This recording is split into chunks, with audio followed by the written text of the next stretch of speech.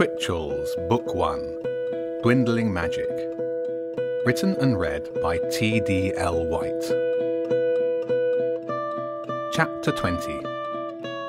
Very Bad Things.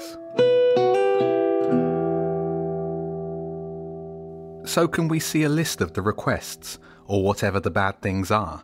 Jenny asked. Yeah. Nick was typing as he spoke. He pulled up a list of all the available communication channels on the low-core request server and started to open each one to see what was inside. Or at least, we can see some of them. Looks like they're cautious about noobs. I can see that there are requests. I just can't see the details for all of them. Can't you ask someone? Jenny came round to look at the screen. James had already shuffled his chair over.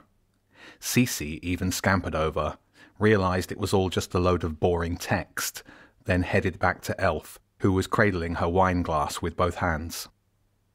Might not be a good idea to rely on chatting with other users in here, but there's some useful commands in the settings, and there's a set of rules on another channel. Hang on. He opened another client and brought up the rules channel side by side with one of the request channels. None of the other active users were currently sending messages, at least not on the channels Nick could access. What's everyone doing? James asked. Doesn't seem like much is going on. I bet no one chats much in here, Nick said. It's the same as with the proxy hunter group. It's best not to attract any undue attention. Let me check something. He opened another program, a utility app for tracking analytics data. Oh yeah, people have noticed me. Look at this. He pointed at the top few rows of tracking data. Web stats, James asked. Kinda. I monitor any visits to my profile page on the Z forum. It pays to know who's looking at you. These hits came in the last few seconds. Who's looking? Jenny asked. Can't tell. It's all anonymous. And even if it wasn't, these would all have come through a bunch of proxies and VPNs. There's no way I can find out who or even where the actual user is. Not even the government can do that. But I bet it's people from LCRS checking me out. James sat back in his chair. Okay, so we're into the Alchemist servers, and people are noticing. I guess we need to search through the requests, find one we can do, and hope that it's something that we can use to attract the attention of the Alchemist. What are the options? Assassinate the President of France? Blow up the moon? I like the moon, Elf said. Those aren't real ones. Let me make sure we understand the process before we agree to anything. Nick expanded the rules channel and started reading through a list of about 20 rules. This says you can stop anyone else from accepting a request for up to 48 hours by using the /hold command. To accept, you've got to hold it first, then assign it to yourself. It also says that if you accept 2 requests and fail to fulfill them, you get kicked out of the server. James was leaning in close and had read further than Nick. Nick kept reading carefully. He didn't want to miss something that would be useful. What about the fact that you can get kicked if you mention cheese? Jenny said. That's in Rule 17. You think it's a joke? No. Nick shook his head. LCRS is the Alchemist server, so we play by his rules, whatever they are. If we accept and complete a request, we get a number of TP, which are tier points. Oh, here's a leaderboard on another channel. He typed in the command to join the leaderboard channel. Just shows the top 10 users. Top one's the Alchemist, no surprise there. There's no tier points listed, just the level. Alchemist's level 99, and 10th place, someone called LLA, is level 21. He scanned through the rest of the names. Know anyone in the top 10? Jenny asked. Nick shook his head again. What about the guy in 4th? James said. Octobladder. Sounds like a fun guy. Octoblade, Jenny corrected. And let's not be assuming they're all male. Plenty of evil female hackers out there. Do they list pronouns? James asked. No, Nick said. Everything's as anonymous as possible. Apart from the nicks, there's no other data recorded. Everyone's anonymous apart from you, Elf asked. And other nicks? I mean the usernames. They're called nicks, short for nickname. My nick is SLNT_HWK, so not my name at all. He switched back to the channel with the list of requests and typed a quick command to reorder it. These are the current lowest tier jobs that we can accept. Better make a good choice if we've only got 2 goes at it, James said. 3 of them read silently for a few minutes while Elf sipped her wine and rubbed Cece between the shoulders. James let out a long breath and slowly shook his head. And this is the lowest tier possible. I did say the alchemist was a bad person, and that this wasn't likely to work, Nick said.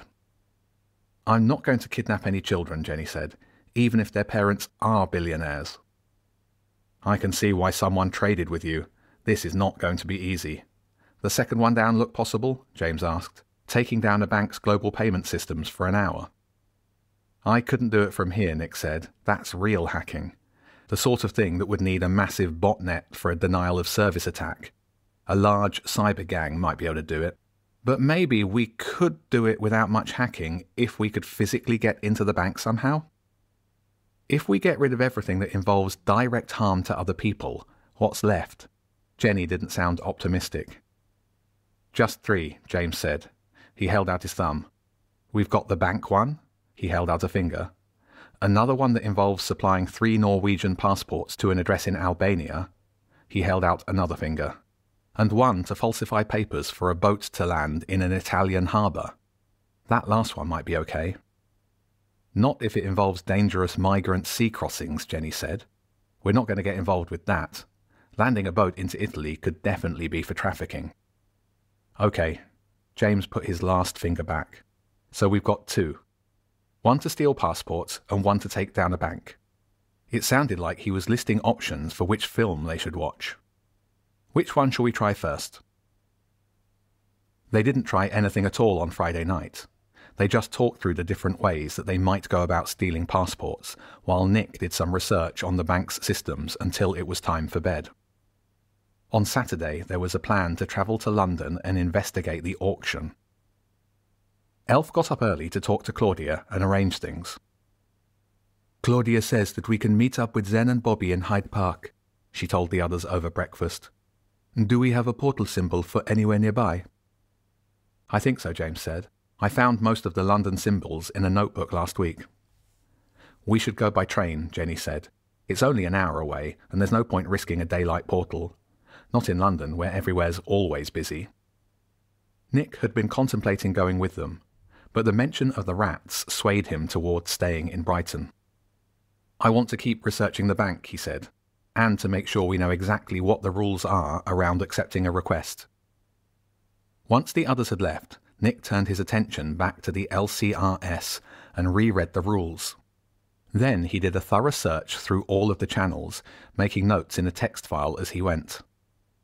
While it was true that all the users were anonymous, he copied each nick in case they used the same one on other servers and forums. He also made some notes about the LCRS's underlying system, but did not even attempt a scan of it nor any other hacking reconnaissance, as it was totally prohibited by rule number 1.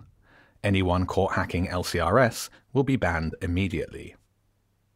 Throughout the day, Nick spent his time between getting his head around the LCRS forum itself and finding more about the bank that the alchemist wanted to be taken offline. The bank itself, Tragensen Group, was a small Swiss-based business with an address in Geneva.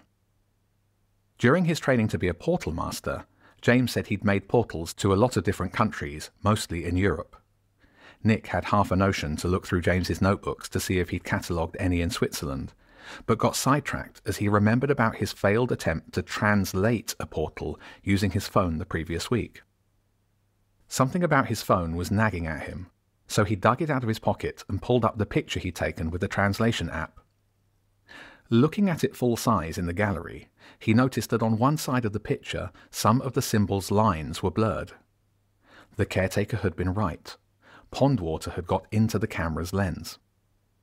Turning the phone around, he could see a few tiny drops of condensation trapped under the clear plastic. It had been over a week since the phone got soaked, so he tried again, flipping open the nearest notebook and taking a picture of a random symbol. This time, the image on the phone's screen was much clearer. Almost no blurring at all, apart from the tip of a line that descended all the way into the bottom right corner. The gift of Barb. That was how Andy, the guy in Twitchell's laundry, had put it after she fixed his Wi-Fi. Wi-Fi that Nick's laptop had not been able to detect.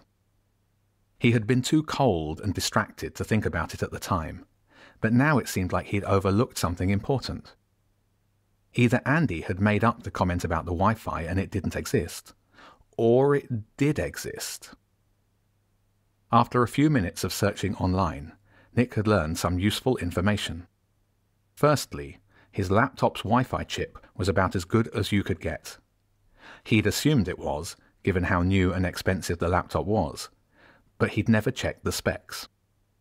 Secondly, while most modern wireless networks used 2.4 GHz and 5 GHz bands to send data, there was another frequency, 6 GHz, that was not yet widely used, but some organizations were already taking advantage of it for higher wireless transfer speeds. Nick's knowledge of hardware wasn't great, and he struggled through a bunch of technical explanations for a few minutes before he found something useful. An article said he could update the firmware of his laptop to enable it to use the new 6 GHz frequency.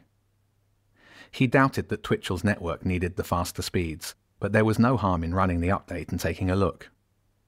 He queued a download of the newest firmware from his laptop's manufacturer, then went back to finding out more about the Swiss bank's network. Rabbit holes, partial scans, protocol and version checking. Nick was multitasking while running an array of virtual machines in parallel, all aimed at Tragensen Group's publicly available systems. Even though he hadn't achieved anything other than gathering some data, time managed to pass by without him noticing.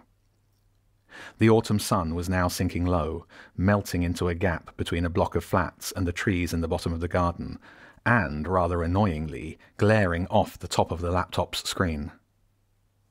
Nick shuffled in his chair to block the orange light with his head, but couldn't quite cover both edges at the same time. He sighed, stretched, and stood up, and turned to the trifold doors. There weren't any curtains or blinds, just a floor-to-ceiling view of the garden. The best option would be to reposition his laptop to the gloomiest end of the table, or at least that's what he was thinking about, when a dark shape, a shadow-black rectangle, sprang into existence halfway up the tall evergreen trees. Not the best, Nick found himself critiquing the portal, a little high and an odd angle too. At that moment, all of the gang barreled through it as if they'd been hurled by a trebuchet. James was first, clutching the key to the air in one hand and Elf in the other. Jenny was right behind, arms around the other two, urging them forward. They were flying at the wrong angle, straight toward the roof. Jenny must have realized as she let go of the others, started to fall, then grabbed wildly and snagged James's leg, pulling them all downward into the long grass in the middle of the garden. Nick was already out of the door and on the decking at the top of the stairs when Jenny rolled to her feet and turned back toward the portal, which, despite them all being in the garden, was still open. "Catch this!" Elf shouted, throwing something that might have been a half-eaten apple to Nick before helping James up. When Nick caught the object with both hands, he found it wasn't a half-eaten apple. It was half of a big, uncooked potato. And Elf wasn't exactly helping James up, more like she was dragging the floating boy up through the garden. "Just keep it open a bit longer," Elf said to James. "They'll be through in a moment." "What happened in London?" Nick began to ask, but didn't finish, as more creatures shot out of the portal.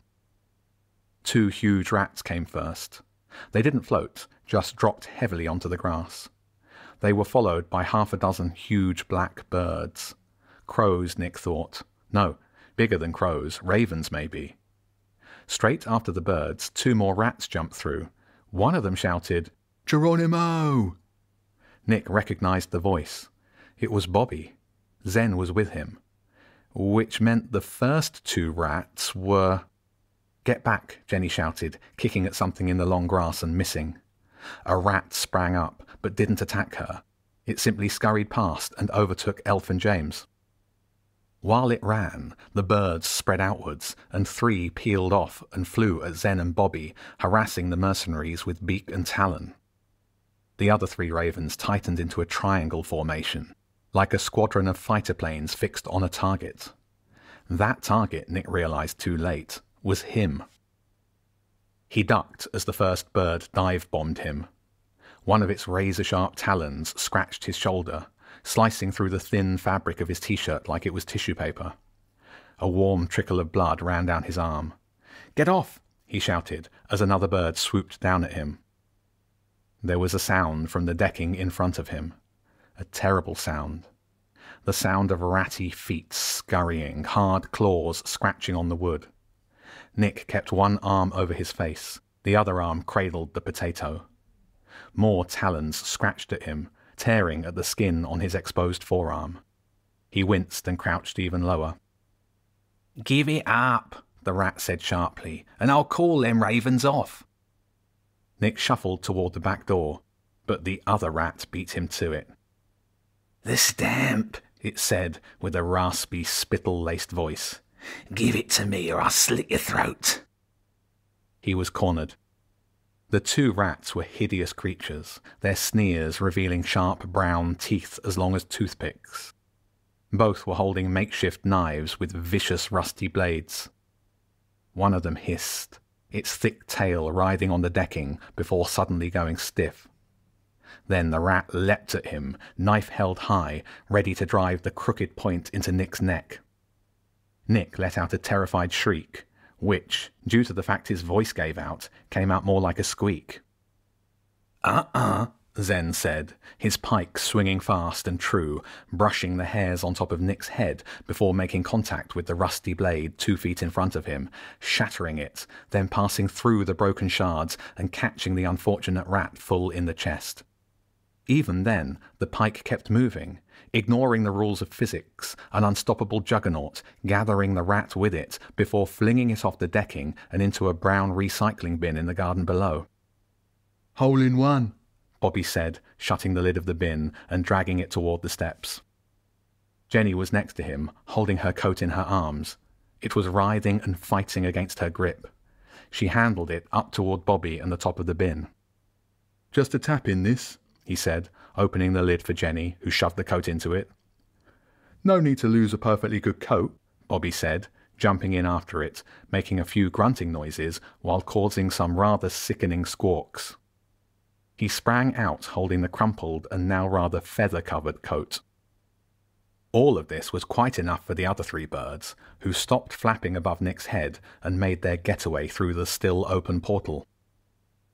"Seems like we've had a little misunderstanding," the remaining attacker said, lowering its knife slowly. "We might have been a little quick to judgment." "I'll give you a choice," Zen said. "Hand-to-hand combat with me or my cousin. You can pick either of us." Bobby gave the eager wave of someone who really wanted to be picked first. "Or," Zen went on, "you can climb in with the others and we'll send you back to London." The rat didn't say a word. It just sheathed the knife into its tatty belt and walked silently down the stairs and climbed into the recycle bin. "Maybe another time," Bobby said hopefully, before closing the lid on the defeated rat. A moment later, Jenny wheeled the bin down to the bottom of the garden, and, like a Christmas Day strongman, heaved it backwards over her head and through the portal. Only then did James close the portal by pulling the silver nib from the quill. "Right," he said. "Let's hope that was worth fighting for." "One thing's for sure," Zen said. "You lot seem to attract more trouble than us, and we're literally paid to get into fights." He turned to Nick, who was frozen in place. "Looks like you caught the worst of it. Might want to stop that bleeding." The rat moved closer and peered up at Nick's arm and shoulder, which were covered with blood. His long nose twitched as he sniffed the wound. "No poison in there, just good clean cuts." Nick tried to breathe. It was hard when all of his muscles were intent on tightening at the same time. Part of his mind stayed in the realm of logic and reason. Compared to the 2 attackers, Zen and his cousin Bobby were practically catwalk models. Or ratwalk, Nick's mind managed to come up with. But Zen's face was so close, and its huge scaly pink tail so thick, and those claws so sharp. Nick tried to tell his legs to take a step backwards, and suddenly he found he couldn't tell which way gravity was pulling him. It was as if James had made him weightless with the key to the air.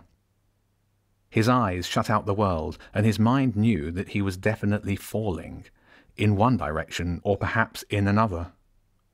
He felt the potato, the hope it was worth fighting for half potato, slip from his fingers.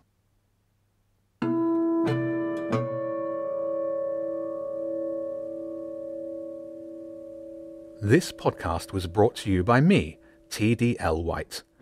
I'll be reading a chapter a week until it's complete.